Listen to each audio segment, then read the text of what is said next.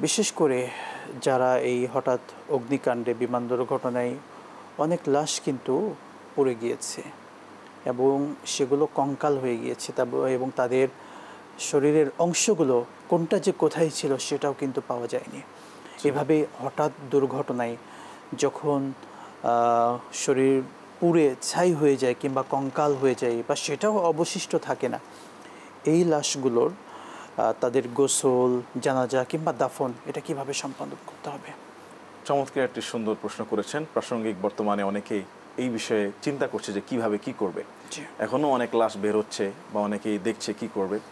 প্রথমত যদি কিছুটা আইডেন্টিফাই করা যায় যে মনে করেন 4টা হাত পা মাথা, যে অনেক সময় শরীরের সঙ্গে জোড়া লেগে থাকে, পুড়ে গেছে, শুধু হাড়টা আছে, একটু জাস্ট কানেক্ট আছে, যদি বোঝা যায় যে এটা একটা ব্যক্তির লাশ বা এটা অমুকের লাশ, লাশ যারই হোক, মুসলমানের লাশ, যদি পরিচয় ডিএনএ টেস্ট না বের করা যায়, তাকে শরীয়তসম্মতভাবে ইসলামের নিয়ম হলো একটা মানুষকে গোসল দেওয়া, কিন্তু যদি গোসল দিতে গেলে তার শরীরের বাকি অংশগুলো ধুয়ে মুছে চলে যায় কিংবা মারাত্মক ক্ষত আরও পচন তৈরি হতে পারে, সেই ক্ষেত্রে বলা হয়েছে যে তায়াম্মুম করা।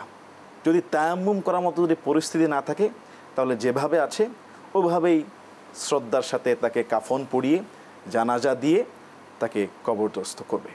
আমি দেখলাম যে একটা, জানি না এটা কি আমাদের এই বর্তমান সিচুয়েশনাল লাশের ভিডিও কিনা, অনেকে বললো যে এই লাশের দাফন একটা বস্তার ভিতরে ঢুকিয়ে ঘরতের কবরে ঢেলে দেওয়া হলো।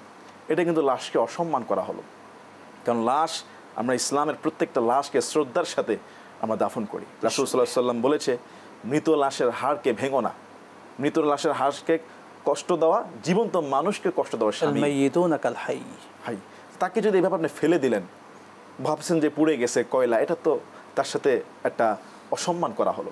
এই শ্রদ্ধার সাথে সেটাকে শ্রদ্ধার সাথে কাফনে কাপড়ে করে, চাই সেটা যেভাবে হোক, মাথা খুলি সুন্দর করে প্যাকেট করে জানাজা পড়িয়ে কবরস্থ করবে। গোসল দেওয়ার মতো পরিস্থিতি থাকলে গোসল দেওয়া হবে, সেই পরিস্থিতি না থাকলে মাটির দ্বারা তায়াম্মুম করানো হবে। মাটির দ্বারার মতো যদি অবস্থায় না থাকে, মানে একেবারেই পুড়ে কয়লা কঙ্কাল, মাটি দেওয়ার মতো কোথায় দিবে কোনো সুযোগ নেই, তাহলে গোসল ছাড়াই দাফন করে দেওয়া জায়েজ আছে, এটাই নিয়ম।